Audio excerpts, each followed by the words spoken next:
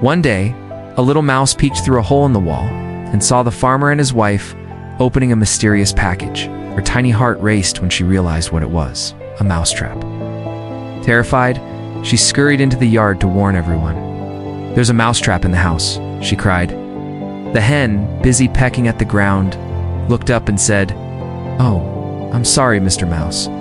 I know this is serious for you, but it's not my problem." Hurt but determined, the mouse ran to the sheep. "There's a mousetrap in the house?" The sheep shook his head sadly. "I'll keep you in my prayers, little friend, but there's nothing more I can do." Growing desperate, the mouse went to the cow. The cow snorted. "A mousetrap. That's not going to hurt me. Why should I worry?" Feeling defeated and alone, the mouse returned home, knowing she would have to face the trap by herself. That night, a loud snap echoed in the darkness.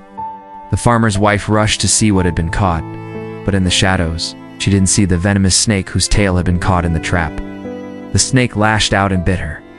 The farmer rushed her to the hospital, and she came home with a raging fever. Wanting to comfort her, he made her some hot soup, and for that he went out and took the hen's life.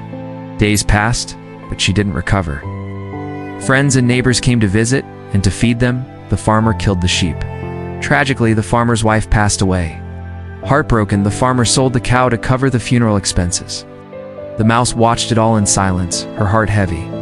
Moral: when someone shares their problem, don't dismiss it just because it doesn't affect you directly. We're all connected. What harms one may someday harm us all. The world suffers less from the cruelty of bad people and more from the indifference of good ones. Show empathy, lend a hand, or at least offer a kind word.